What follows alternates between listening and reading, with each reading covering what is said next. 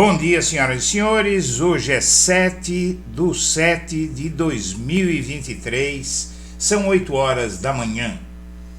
E a ABIN detectou e já denuncia o agro como o grande financiador da tentativa de golpe de 8 de janeiro. Não é brincadeira esse relatório da ABIN. Movimento do Agro e Boina Vermelha. Relatórios sigilosos da ABIN apontam articuladores e financiadores de atos golpistas. Os documentos a que o jornal o Globo teve acesso mostram detalhes por trás da organização de ações intervencionistas e indicam quem foram os incitadores do 8 de janeiro. Os relatórios sigilosos da Agência Brasileira de Inteligência, ABIN, apontam os articuladores dos atos intervencionistas que contestaram sem provas as eleições. Os documentos obtidos indicam que por trás da escalada golpista está um grupo formado por produtores rurais e um núcleo de pessoas identificadas como incitadoras da depredação de prédios públicos no início do ano. Em relatório intitulado Participação de Lideranças do Agronegócio em Atos Democráticos e em Ações de Contestação do Resultado Eleitoral, a ABIN detalha a atuação do Movimento Brasil Verde e Amarelo, MBVA, que reúne produtores rurais na suposta articulação de atos antidemocráticos. Segundo o documento 0005/2023, produzido pela ABIN em 10 de janeiro, integrantes do MBVA lideraram bloqueios de caminhoneiros em novembro de 2022 em Goiás, Mato Grosso do Sul, Tocantins e Roraima, com o objetivo de contestar sem provas a vitória de Lula. O grupo, segundo a ABIN, tem à disposição recursos econômicos para financiar transportes, manifestações e ações extremistas como o 8 de janeiro.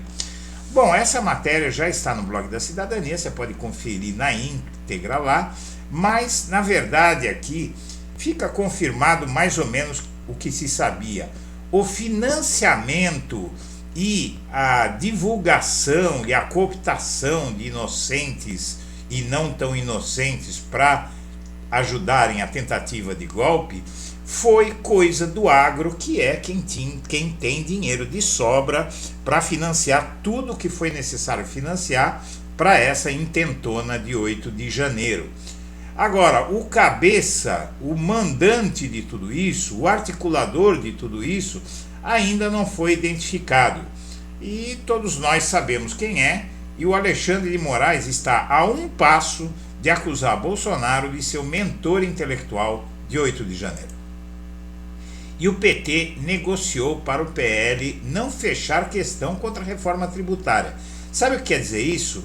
Quer dizer que o PT e o Lula já estão influindo dentro do partido de Bolsonaro, que está rifando o Bolsonaro. Governadores bolsonaristas, inclusive o Tarcísio de Freitas, governador de São Paulo, aderiram à reforma tributária de Lula, ignoraram o pedido de Bolsonaro para boicotarem a reforma, e agora o Lula conseguiu 20 dos 100 votos na Câmara dos Deputados do PL. O PT negociou esses votos para não fechar a questão, o partido não fechar a questão. E a reforma tributária é aprovada com folga na Câmara dos Deputados.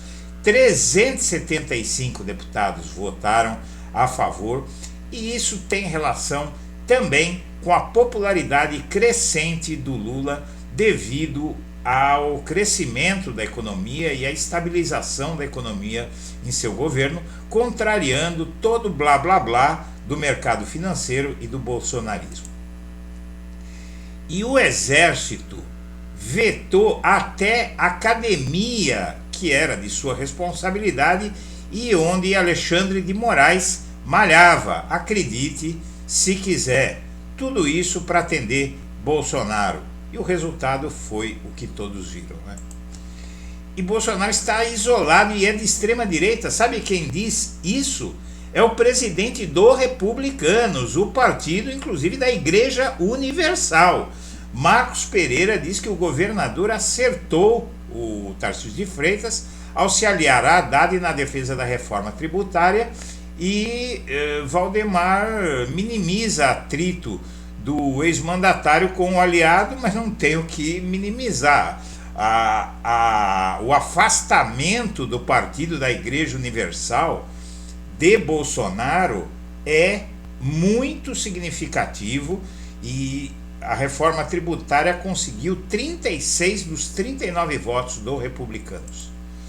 E após a defesa de Tarcísio, 92% da bancada dos republicanos apoiou a reforma tributária. E o Bolsonaro, além de tudo, afastou mais ainda de si o Tarcísio. Ele humilhou o Tarcísio na reunião do PL, dizendo que ele não tem experiência para ser presidente. E o Bolsonaro tem que experiência para ser presidente? Um mandato desastroso onde ele quase não governou. E o CAD desengaveta mais uma vez uma investigação que pode tirar o monopólio da Globo na transmissão dos campeonatos brasileiros de futebol.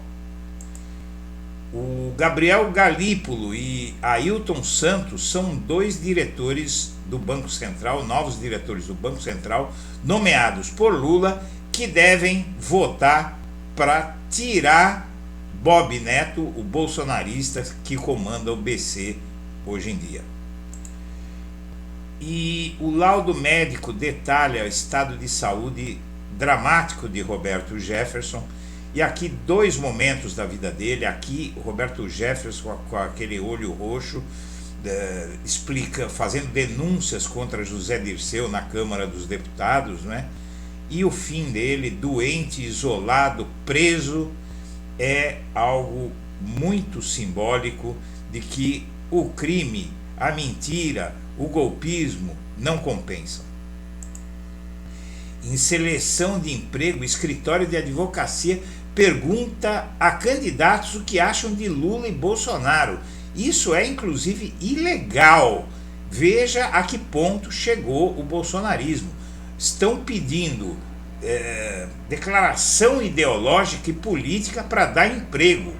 Isso deve render um belo processo para esse escritório.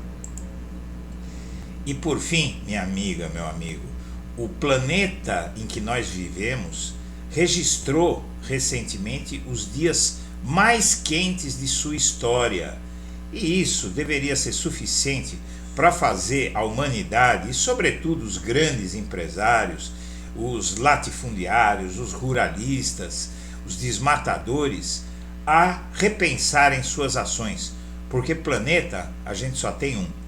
Senhoras e senhores, nós agradecemos a atenção e estaremos de volta ao meio-dia.